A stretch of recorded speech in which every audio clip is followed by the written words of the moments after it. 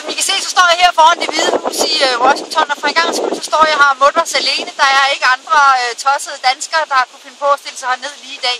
Jeg står her, fordi at præsidenten har talt fra Det Hvide Hus til nationen for en ganske kort tid.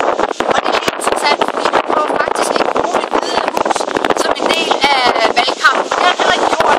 Nu er der opstået en situation med den her hurricane, som der bliver kaldt for Sandy, hvor han har mulighed for at tale til nationen og træde i karakter og vise, at der er styr på det. Nogle vil sige, at han misbruger situationen og bruger en lokal meteorologisk fænomen til at kapitalisere på i sin egen kampagne.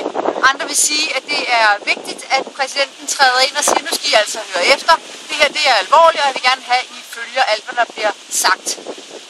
Det har også været lidt fremme, at det måske mere er guvernørernes eller senatorernes, altså de mere lokalt valgte statsministre, der har det som opgave at tale til nationen i sådan en sag, eller i hvert fald de områder af USA, der er ramt.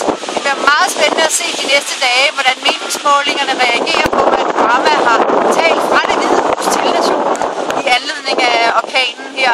Fordi selve indholdet i det, han sagde i sin lille bitte tale, var ikke anderledes end det, som alle meteorologerne også har sagt. Og ikke mere her på Det Hvide Hus dag.